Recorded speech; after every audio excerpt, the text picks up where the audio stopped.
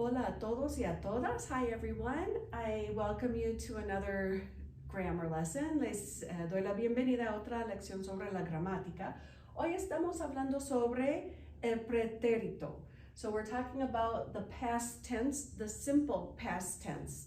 En el español son dos formas diferentes del pasado. In Spanish, there are two different tenses. En inglés, básicamente es una versión del pasado con variaciones. But preterito is basically an action that happened once and it's done, or a very limited series that you think of as having happened and being done. I'd like to think of it as a hand clap. It's done. And so the simple past tense, for example, hablar. I have our three just kind of most common verbs that we use: hablar, comer, vivir. AR, ER, and IR verbs. So the formation of it is pretty simple. We take off the ending, we take off the AR endings, quitamos la ER, and we can begin each person with habl, because we've already taken off that AR ending. It's really important that you start with that. And then just like in other verb tenses, we have endings that are common across all AR verbs in the preterite tense.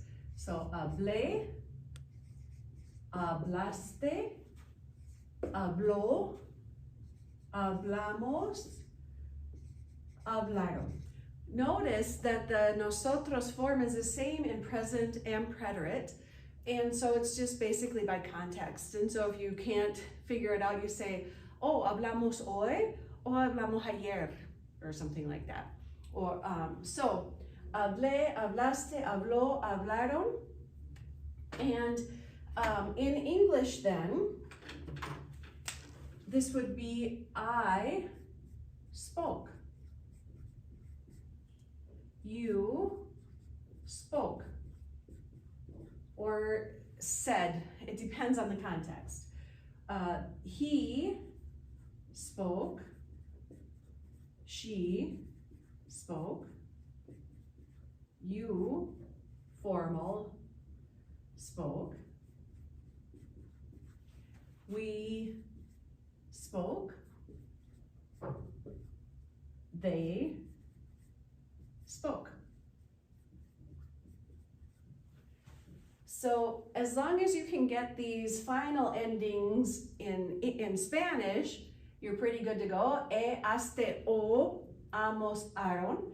And then in English, you notice it's just the same word, but in English you have to have your pronoun. En inglés tienes que tener el pronombre, I, you, etc. En inglés, en español, recuerden que el pronombre es opcional, por lo general, porque hablé quiere decir I spoke.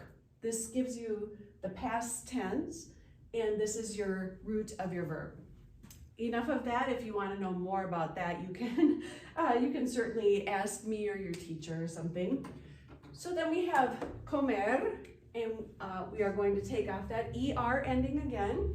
So we'll have com in each of our sections here. And this time the verb endings are just slightly different. So we have comí, comimos, comió, comimos. Oh, sorry, this is a mistake right here. Comiste, comieron. Comieron. And then in English, then it would be I ate, you ate,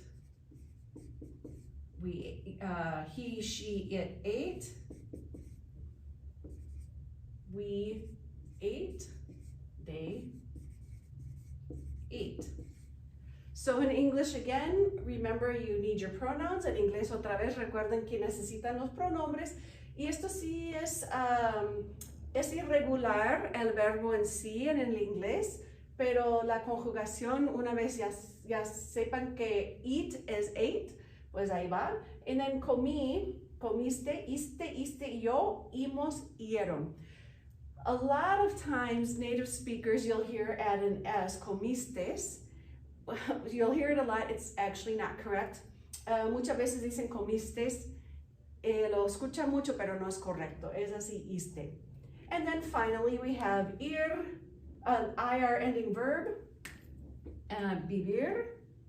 And so, you know what we do to begin. We take off the IR, and so we have our viv,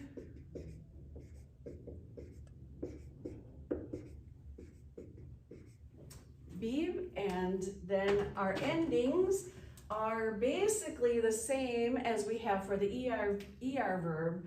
So viví, viviste, vivió, vivimos, vivieron.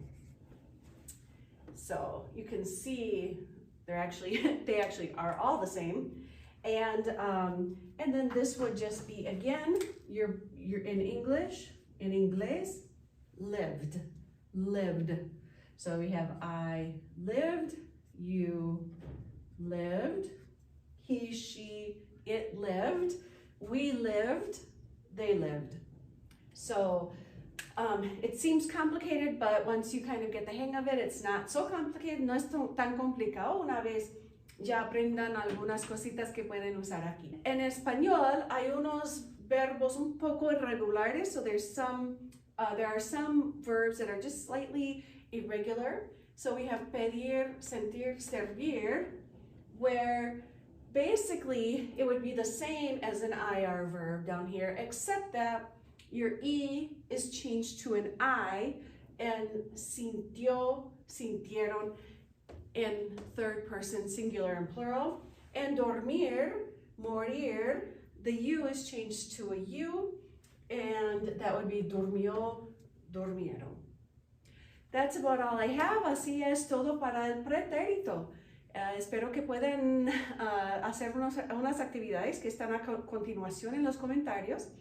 I hope you can do some exercises. They're in the comments of this video. So enjoy, disfruten. Oh, and I'm Melissa Melnick Gonzalez, Pastora de Tapestry in Richmond, Minnesota. Ciao.